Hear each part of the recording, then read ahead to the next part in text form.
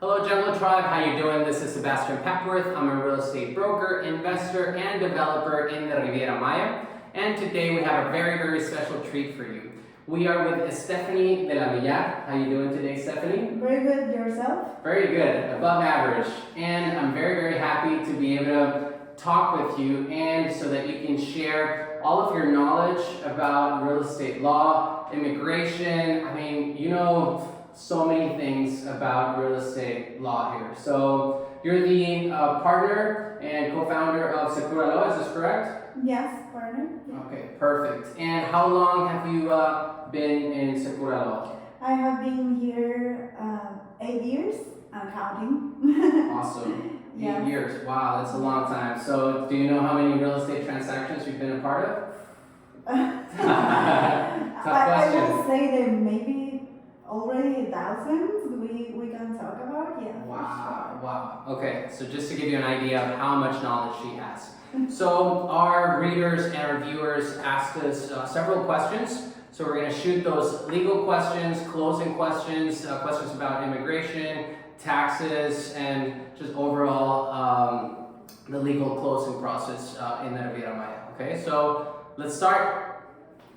So we have a lot of Mexican nationals, maybe first generation, second generation, even third generation of Mexicans living in the U.S. and they also want to purchase property in Mexico. So maybe they want to invest their hard-made money back into their country. So if there is a Mexican national, maybe like I mentioned, first or second generation, that wants to purchase property here, do they have to get a trust? Do they have to buy through a Mexican corporation or a fideicomiso? Or maybe if they're married with maybe their spouse is Mexican, do they have to do it that way? We get that question a lot.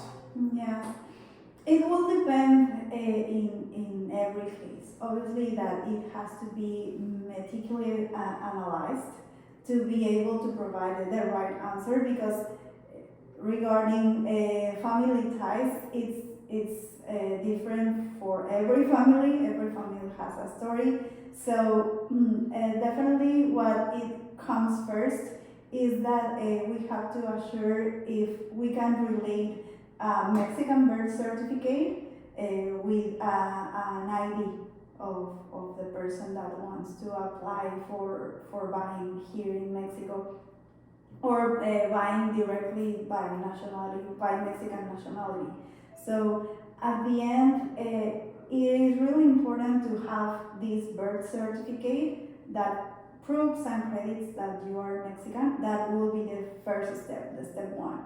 Okay. And have a Mexican ID that can match with your birth certificate, so we can demonstrate that you are a Mexican citizen. That will be step one, but might require many steps behind that. So that's why we have to analyze step by step. It's doable, it's possible, but it will need the first or previous step to before you buy something and decide to move forward.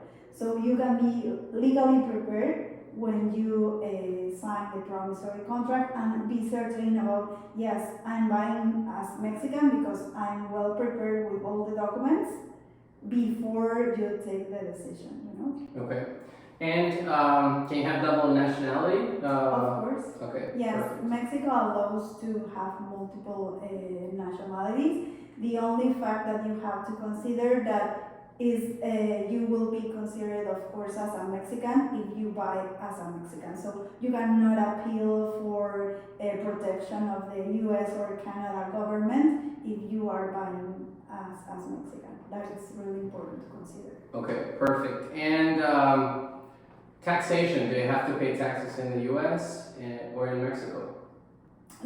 Thank God, there is a double treaty regarding taxes, which allows you to demonstrate to the corresponding authority that you have already paid your taxes. Let's put an example. If you are already paying your capital gain taxes here in Mexico, you will have the receipt of the payment of the taxes. So when you are back in US or Canada and they want to charge the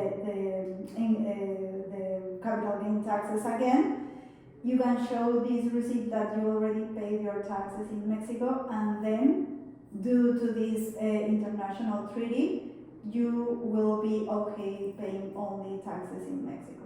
Okay. You will be complying completely with the law, and the opposite.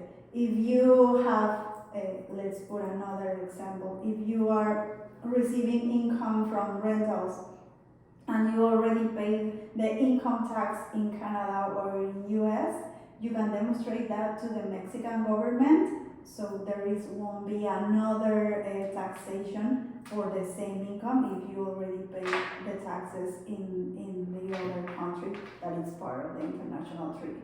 Okay. This means Canada, US, and Mexico. Perfect.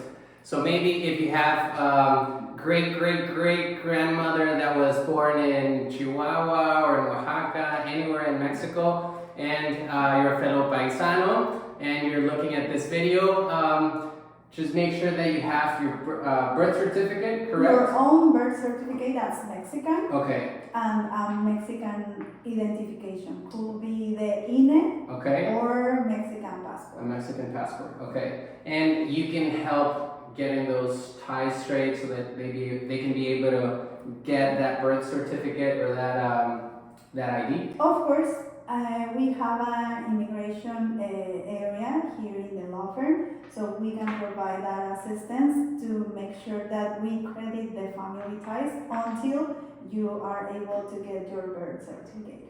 Perfect. And marriage. What if someone from the US marries a Mexican national? Do they have to get a trust or a corporation? It also will depend in every case. Okay. Obviously that I wish to everyone a happy marriage, but sometimes it doesn't happen like that, so you have to analyze in your own specific case if it's better to acquire through the trust and put your loved spouse as the beneficiary, as the substitute beneficiary, or if you want that she or him owns the unit directly. That Okay. will definitely up to you.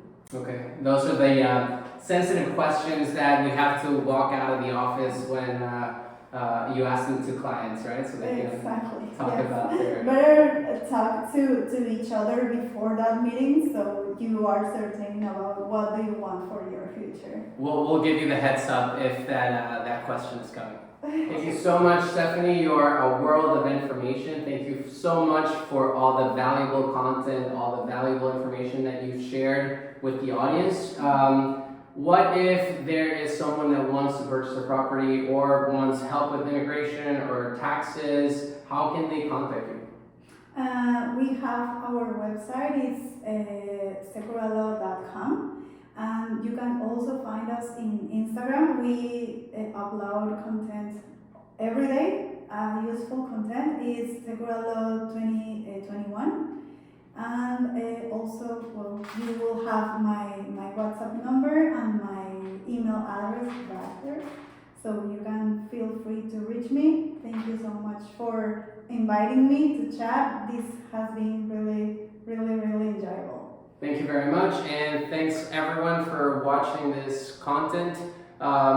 Give it a like, subscribe to the channel. We will keep updating you with more information so that you can make a safe investment. Happy investing, everyone. Bye.